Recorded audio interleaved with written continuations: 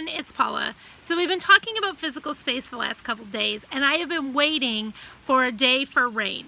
And it is raining here, and it's raining hard. So I'm under an awning and not getting wet. But it's raining, you can probably hear the rain, you'll catch some thunder and some lightning, I'm sure.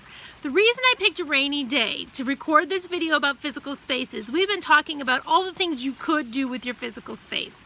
But remember, things never work out the way we planned, or at least usually they don't.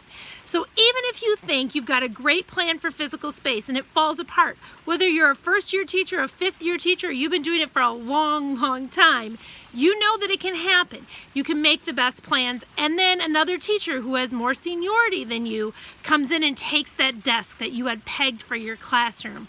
Or you have a really nice table and you're hoping nobody in the building's going to realize you have it, and somebody does, and you lose it. I'll tell you an example. My first year of teaching, I was so excited. I had this new classroom. It was in a new addition. I had all new furniture. It was going to be amazing. And they didn't get the construction done before school started. So I was crammed in one small part of the room with my students.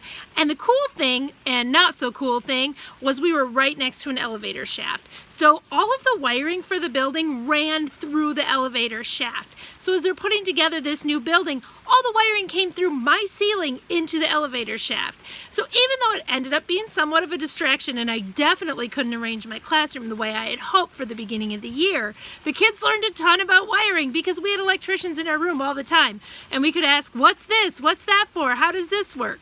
So know that even if you have the best made plans for how your classroom is going to work physically, it may not happen. But you have next year and the year after, or maybe halfway through the year, you can switch things up. So as you're thinking about physical space, plan for the best, but know that it may not always work out, and that's okay too. The kids don't know what your plans actually were. The students are trusting you to set up a physical space that's warm and inviting and engaging. They don't know what you had planned, so if it doesn't work out perfect, you're fine.